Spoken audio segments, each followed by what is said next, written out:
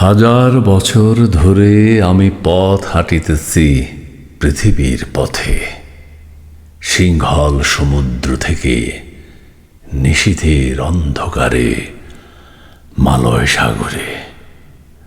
অনেক ঘুরেছি আমি বিম্বিসার অশোকের ধূসর জগতে।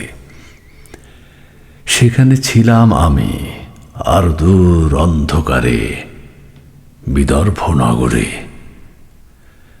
আমি ক্লান্ত প্রাণ এক, চারিদিকে জীবনের সমুদ্র সফেন আমারে দুদণ্ড শান্তি দিয়েছিল নাটোরের বনলতা সেন।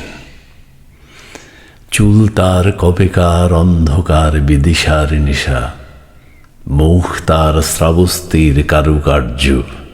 অতি দূর সমুদ্রের পর হাল ভেঙে যে নাবিক হারায়েছে দিশা, সবুজ ঘাসের দেশে যখন সে চোখে দেখে দারুচিনির দ্বীপের ভিতর, তেমনি দেখেছি তারে অন্ধকারে। বলেছে সে, হ্যাঁ বলেছে সে, এতদিন কোথায় ছিলে? পাখির নীড়ের মতো চোখ তুলে নাটোরের বনলতা সেন। সমস্ত দিনের শেষে শিশিরের শব্দের মতন, হ্যাঁ সমস্ত দিনের শেষে শিশিরের শব্দের মতন সন্ধ্যা আসে। ডানার রৌদ্রের গন্ধ মুছে ফেলে চিল, পৃথিবীর সব রং নিভে গেলে পাণ্ডুলিপি করে আয়োজন। তখন গল্পের তরে জোনাকির রঙে ঝিলমিল, সব পাখি ঘরে আসে। সব নদী ফুরায় এই জীবনের সব লেনদেন, থাকে শুধু অন্ধকার, থাকে শুধু অন্ধকার মুখোমুখি বসিবার বনলতা সেন। থাকে শুধু অন্ধকার মুখোমুখি বসিবার বনলতা সেন। জীবনানন্দ দাশের কবিতা বনলতা সেন আমরা বিভিন্নভাবে আবৃত্তি শুনেছি।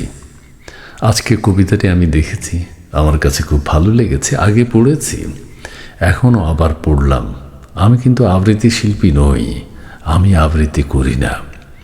আমার উচ্চারণ বাচনভঙ্গিতে নানান সমস্যা আছে, সেজন্য আমি কবিতাগুলো পড়ি।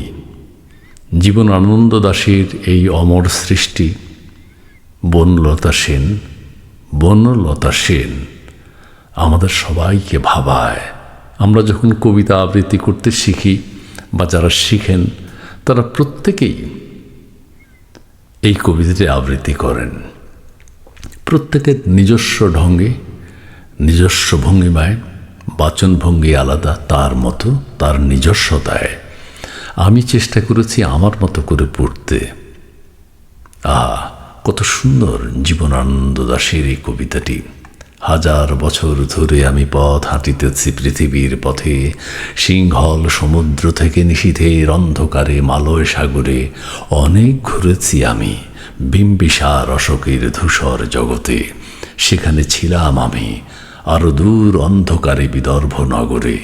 আমি ক্লান্ত প্রাণ এক, চারিদিকে জীবনের সমুদ্র সফেন আমারে দুদণ্ড শান্তি দিয়েছিল নাটোরের বনলতা সেন। চুল তার কবেকার অন্ধকার বিদিশার নিশা, মুখ তার শ্রাবস্তির কারুকার্য।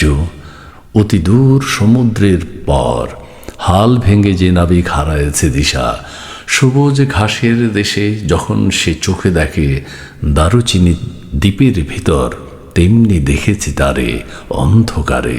বলেছে সে, এতদিন কোথায় ছিলে? পাখির নীড়ের মতো চোখ তুলে নাটোরের বনলতা সেন।